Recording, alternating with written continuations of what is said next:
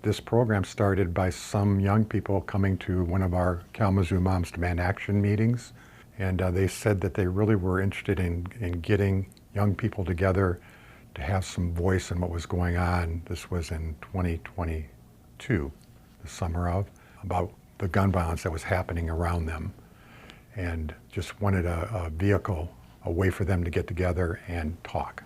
It was Ryder Griffin from Block's Club, Maya Davis, who's a survivor of gun violence. Her daughter was murdered in 2022, and Maya's niece, Kennedy, who worked at the Arcus Center.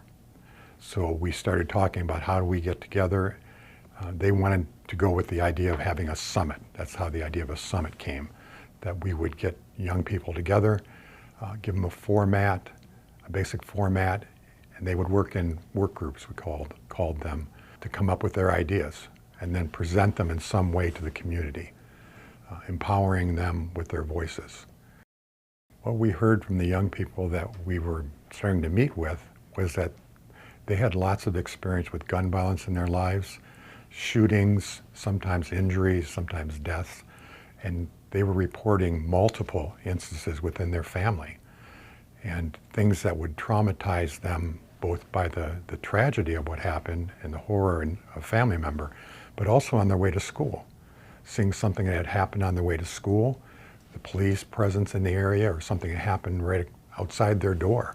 At our first summit, which we held in 2024, in February and March, it kind of morphed into a discussion at the beginning of that event with young people standing up and talking about gun violence in their lives and what that looked like, and the interconnection that they had with multiple people in their lives and their neighborhoods, both friends and relatives. They also talk about the amount of guns that are around them, the availability of them is the best way to put it, and how they were becoming more of a way to show power to other people, that they have access to a gun.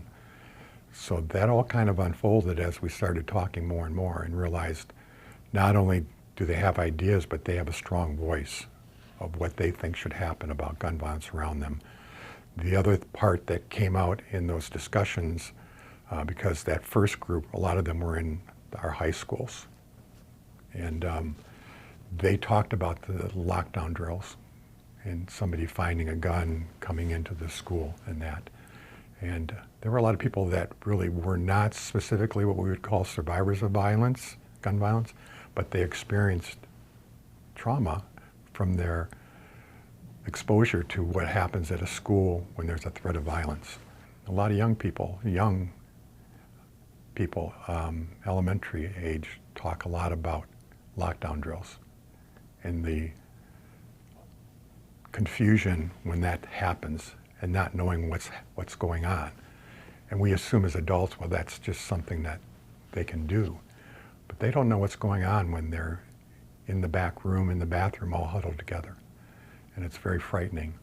So in the course of our discussions about this summit and through our Kalamazoo Moms Demand meetings, we really got a bigger picture of what young people are hearing and knowing about gun violence. By ignoring them and thinking that we don't have to take into account their experiences in our approaches to stopping gun violence, it was a mistake that was made. And we're just trying to make sure that voices have power for young people. Well, a lot of it is, I'm a retired school administrator, special ed teacher. So I knew about some incidents that happened in school that never made the news. Guns that were found, bullets on the steps going up to the school, threats. And those things happen every school year in every community in the United States. And Kalamazoo is no different. There are things that kids are exposed to. They know who has guns. In fact, tomorrow, probably someone will be talking about what they know from things that have happened at school. That somebody has a gun and there's a social media presence, an argument that goes on, and then that gun becomes part of that interaction. And that's frightening. I mean, I don't have grandkids, but I would be very worried. And a lot of people in our group report that their kids and the grandkids They're in the middle of that all the time. Really what the big picture now in our group is helping this become a yearly thing so that there's a sequence of young leaders that step up, work in work groups, talk to the community about their experiences with gun violence and how to end it, and then pass the baton on, so to speak, to the next groups. There has been a reduction in gun homicides and maybe gun violence, or not violence, but gun shooting incidents. But I think those statistics, they're to be celebrated for sure. And that's as a part of what we've all done together. Our group in some small way, but also the violence interrupters groups in Kalamazoo, police department working together. But also, we also need to be aware that that might be our perception, that it's all, not all better, but it's getting better and will continue. That could stop, that could end, but also I've been really interested in hearing what this group of young leaders, this summit, have been talking about, that there's still a lot going on.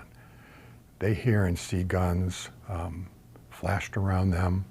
They know where they're at, and like I said, on the social media, there's a lot of interaction that involves kind of this acceptance that there are guns in young hands in Kalamazoo. So we might be able to feel like it's good because we've all worked together and it's made the statistics go down, but we've not eliminated it. And we also have to deal with the effects of violence on the mental health of young people. It's still there and it still hurts them. And they're also dealing with the trauma of the violence they have already experienced. One of the sad things about gun violence is that it affects so many people that don't really think that it has affected them, and they start to realize later in their lives. My wife and I are survivors of gun violence. Our daughter was murdered in 1999 at K College by an ex-boyfriend, and I can tell you that the universe of people on that campus that night, it still affects them wherever they're at in the United States or around the world. They remember what happened to my daughter Maggie, and they carry that with them, and they're now having their own children and grandkids and adjusting their lives and things based on the trauma that they still feel. I think one of the interesting things that's come out from the summit about young people and what I'd like the community to be aware of is that they have solutions in mind.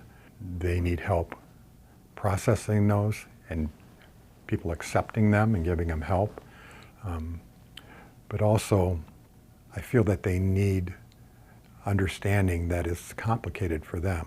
All their emotions and all the things that we went through when we were kids going through school, the bullying and that, it's become more intensified with the social media connection. And what I'm hoping is that people will understand that and learn more about just listening to what their ideas are. And I think schools now are trying to come up with solutions with their school task forces and the money that's come in to have, and they're forgetting about asking students in their midst, in their schools, what do you think should happen? They're not getting input on these committees and board meetings asking young people, what's your perception of gun violence around you and in schools, and what should we do? Do you really want to have a metal detector in the hallway of your school? What do you think would be better? I'm hearing from the young people we're working with, the young leaders, that they're not being asked. They don't have a seat at the table. I mean, and that's the point of this summit, is that they need to be sitting at the table. They need to make the table, and we need to listen to what they put on the table, not the other way around. Adults in our community in Kalamazoo, we get so involved in our lives and keeping things going and working jobs and buying stuff and supporting our families, both as parents and grandparents, that once again, we're not really asking young people questions about what their day was like.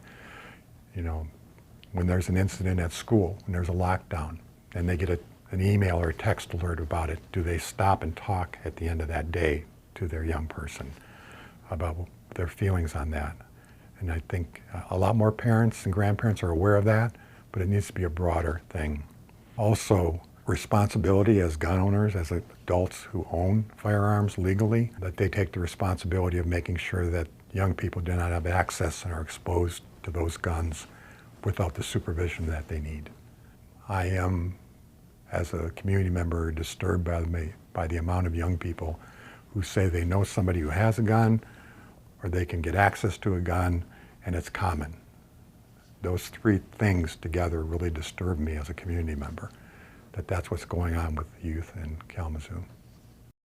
We want to help by having another summit, at least, so that next school year, in the middle of the school year, they'd have the same opportunity to come together in a space, in work groups, talk about the aspects of gun violence in different parts of their life, community, social media has become a really interesting topic that the work groups have taken up, and at school.